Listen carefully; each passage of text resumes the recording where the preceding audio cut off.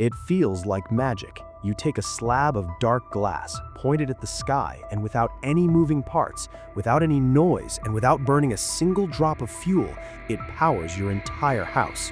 But it isn't magic. It is quantum physics in action. Did you know that in a single hour, the sun hits the Earth with enough energy to power the entire human civilization for a year?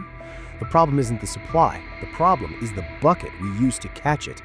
Today, we're looking inside that bucket, the solar panel, to see how a rock can turn light into lightning.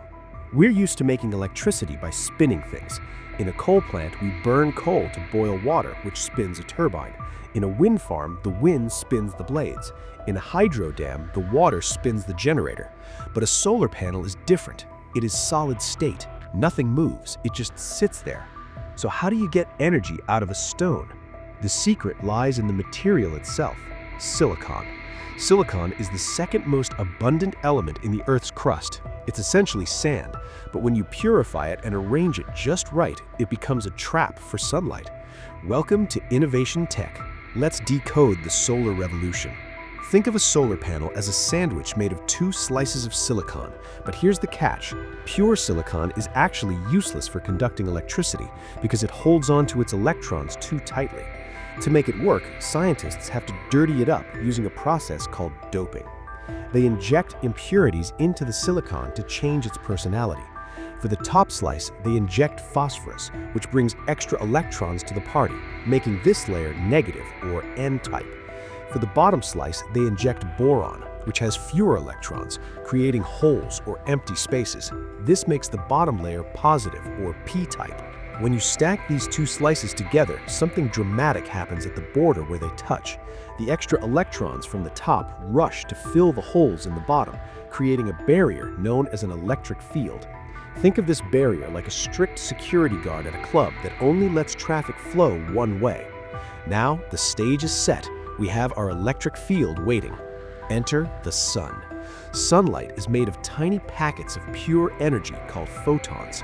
When you expose a solar panel to the sun, billions of these tiny energy packets crash into the silicon cells every second. This is where the magic happens. It's called the photoelectric effect, a discovery that won Albert Einstein the Nobel Prize. When a photon hits a silicon atom with enough force, it literally kicks an electron out of its orbit. Normally, that loose electron would just fall back into a hole, but because of that electric field security guard we built, the electron is pushed toward the top and prevented from falling back down. Suddenly, you have a loose, energized electron that has nowhere to go but out. We have liberated the electron. Now we need to make it work for us. On the top and bottom of the solar cell are thin metal plates, usually silver or aluminum, that act as a highway. Because the electron can't go back down through the barrier, it takes the path of least resistance. It travels into the metal plate, flows through a wire, and exits the panel. That rush of escaped electrons, that is electricity. It flows out of the panel, travels through your toaster or your TV, and then cycles back into the bottom of the solar panel to fill the holes. The solar panel is basically an electron pump powered by light particles, but there's a massive catch. The electricity coming out of a solar panel is DC, or direct current. The electrons flow in one straight line, like a river. But your house and the entire power grid run on AC, or alternating current, where the electrons wiggle back and forth 60 times a second. If you plugged a solar panel directly into your fridge, you would fry the fridge. That's why every solar system needs an inverter. This box takes the straight DC river coming from the panels and rapidly flips it back and forth, turning it into the AC wave that your appliances can actually use. So if this technology is so good, why aren't we 100% solar yet? The answer is efficiency. Commercial solar panels today are only about 20 to 23% efficient. That means for every 100 photons that hit the panel, only about 20 actually create electricity. There are three main reasons for this. First, some light just bounces off the glass, reflecting back into space. Second, some photons don't have enough energy to knock an electron loose, so they just generate heat.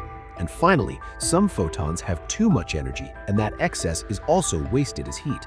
Scientists are currently working on multi-junction panels that stack different materials to catch different colors of light, aiming to push that number toward 50%. Solar panels are a quiet revolution.